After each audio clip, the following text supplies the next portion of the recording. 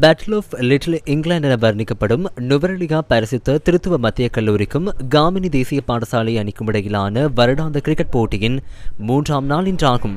போட்டியின் 2ஆம் நாளில் காமினி தேசிய பாடசாலை அணி ஆதிக்கம் செலுத்தியிருந்த நிலையில் தமது முதல் இன்னிங்ஸை இடைநிறுத்தி பரிசுத்த திருத்துவ மத்திய கல்லூரிக்கு 2வது இன்னிங்ஸுக்காக துடுப்படுத்த ஆட வாய்ப்பினை வழங்கியிருந்தது. இதன்போது பரிசுத்த திருத்துவ மத்திய கல்லூரி அணி சகல விக்கெட்டுகளையும் இழந்து 140 ஓட்டங்களை பெற்றுக் கொண்டது.